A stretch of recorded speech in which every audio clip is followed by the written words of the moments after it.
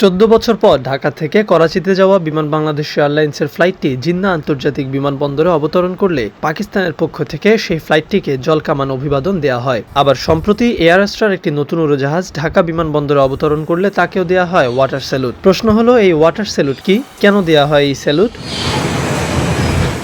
কোনো একটি বিমানকে আনুষ্ঠানিক সম্মান জানানোর জন্য জলকামান দিয়ে যে অভ্যর্থনা জানানো হয় তাকে ওয়াটার ক্যানন স্যালুট বা জলকামান অভিবাদন বলে। একটি বিমানকে বিশেষ মুহূর্তে ঐতিহ্যবাহী এমন অভ্যর্থনা দেওয়া হয়। দুই পাশে দুটি দমকল বাহিনীর ফায়ার ট্রাক দাঁড় করিয়ে মাঝে রাস্তা রাখা হয়। সেই রাস্তা দিয়ে বিমান যাওয়ার সময় দুপাশ থেকে জলকামান থেকে পানি ছোড়া হয়। এই স্যালুট মূলত সম্মান, উদযাপন এবং শুভকামনার একটি প্রতীকী প্রদর্শন।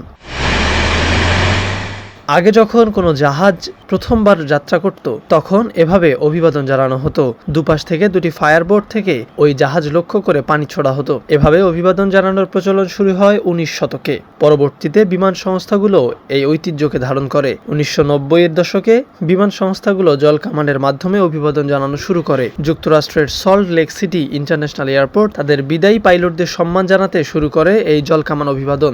ধীরে ধীরে এই প্রচলন জনপ্রিয়তা পায়, ফলে বিশ্বের অনেক বিমানবন্দর ও বিমান সংস্থাও এই ধারার অনুকরণ করতে থাকে। সাধারণত নতুন বিমান বা নতুন রুট চালু হলে কিংবা বিদায়ী পাইলটের শেষ ফ্লাইটকে জলকামান অভিবাদন দেয়া হয়। এছাড়া সামরিক বিমান দেশে ফিরলে, ভিআইপি বা বিশেষ অতিথি এলে অথবা বন্ধ হয়ে যাওয়ার আগে কোনো এয়ারলাইন্সের শেষ ফ্লাইটকেও এভাবে সম্মান জানানো হয়।